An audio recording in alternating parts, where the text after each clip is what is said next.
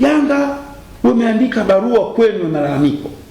Badala ya kujibu malalamiko kwa maandishi, unaanza kuwatisha, unaambia kwa nini wao hawajiuzuru? Wamefanya nini mpaka wajiuzuru? Wamefanya nini?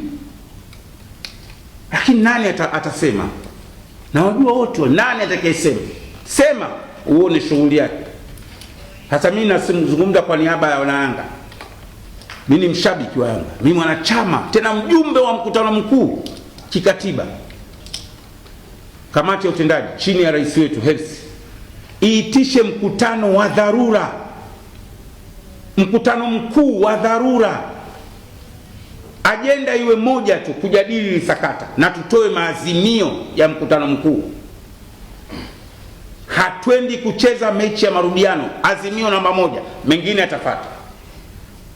Kwa ubabe wa aina hii tutoke na azimio. Manake msiingie nyinyi kina Hersi na kamati ya utendaji, maana walizo shampiga mkwala Arafati, msemaji wetu naye kishapigwa mkwala sasa hivi naye pembeni.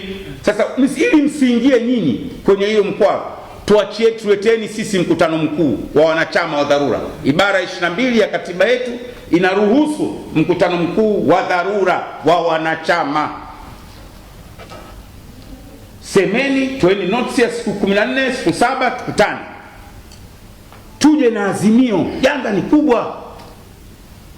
Yanga ni kubwa. Haiwezekani rais wa TFF unakaa unashutumu viongozi wetu tumekaa kimya. Na kinachoogopesha ni kufungiana tu. Huwezi kukaa milele katika nafasi hizi ndugu zangu. Huwezi kuwa rais wa taasisi